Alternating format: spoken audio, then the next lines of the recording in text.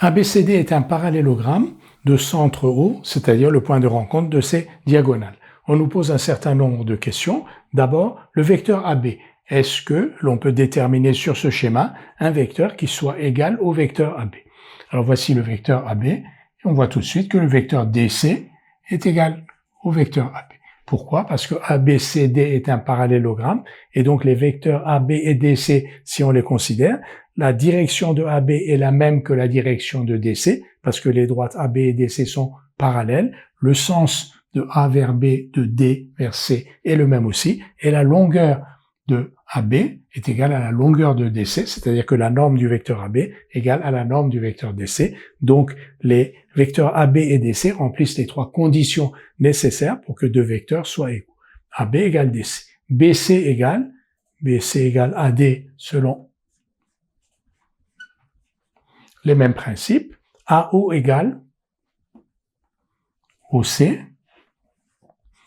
En effet, AOC sont alignés, donc AO et OC ont la même direction. AO et OC ont le même sens, de A vers O et de O vers C. Et enfin, la longueur AO est égale à la longueur OC. Vous voyez que AO n'est pas égal à CO.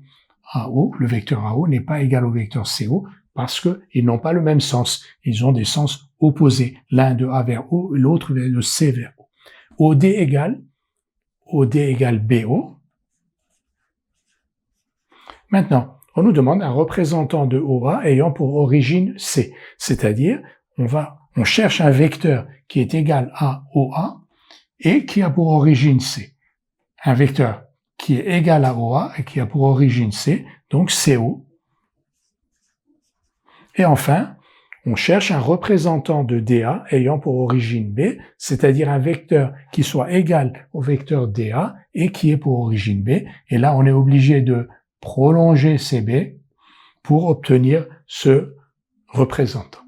On cherche donc un point E tel que le vecteur BE soit égal au vecteur DA. Donc voici le point E, il est le symétrique du point C par rapport à B et il est aligné, donc E, B et C sont alignés. Donc BE est le représentant de DA ayant pour origine B.